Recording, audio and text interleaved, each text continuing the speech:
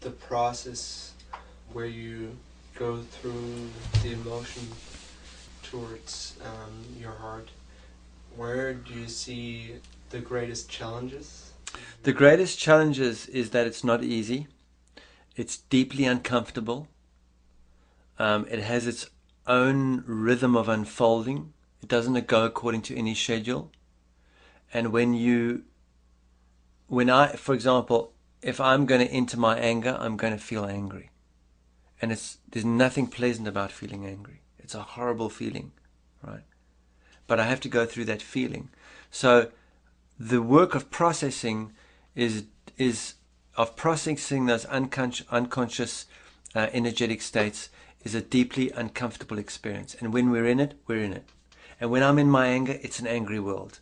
And when I'm in my anger, it feels like the world's always going to be angry, full of anger, and there's no hope, and there's no end to it, right?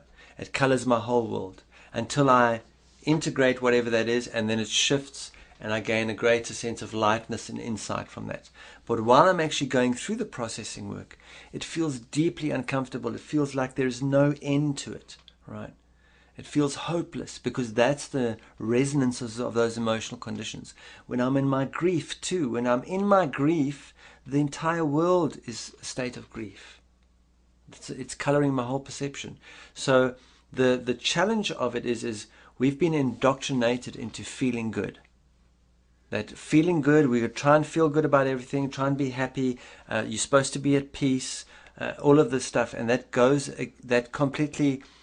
So in a way, when we enter the emotional states to process them, we actually feel that something's wrong.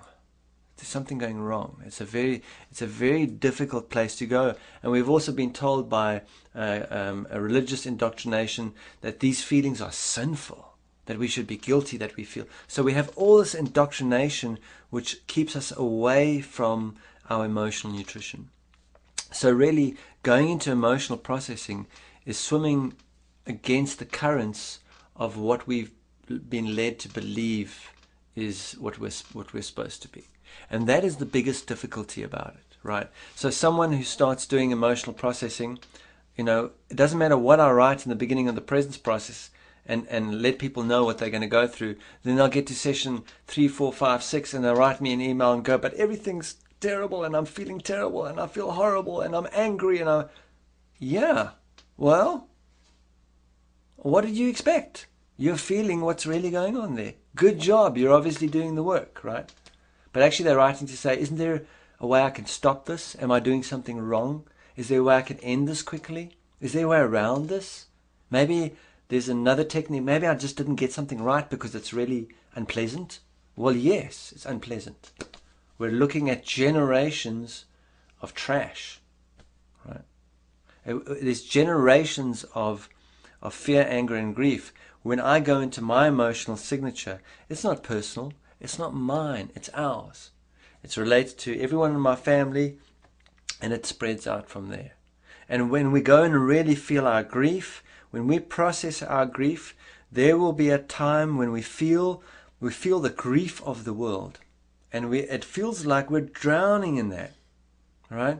I'm lying on the floor, my entire being shuddering. I am in such a state, I am drowning in the grief. It's not even my grief. There isn't even a concept around it. It's just grief, and it's endless. But it's really important to sink in and allow that to move through, so that I can feel the world deeply without falling off balance. If I see someone suffering and it makes me all sad and freaked out, what a use am I to that person? I still want to feel the suffering, but I don't want to fall off balance. When I feel my grief, it actually awakens my feeling capacity, and I actually feel way more sometimes than I would like to feel. But it doesn't knock me off balance, because it's not going to send me into an unconscious place, because I've been working consciously with my grief instead of leaving it buried somewhere in the unconscious. And the hardest thing about it, it's like I say, the hardest thing about being upset is that when we're upset, we feel upset. There's no way around that. There's no way around that. The hardest thing about anger is when we feel the anger, we're angry. And we don't want to, no one wants to feel uncomfortable. It's like not right? And only an insane person would go, okay, I want to feel my anger and I want to feel my sad. No, it's not about what we want. It's what's required. It's not about what we want. It's about what's required to grow.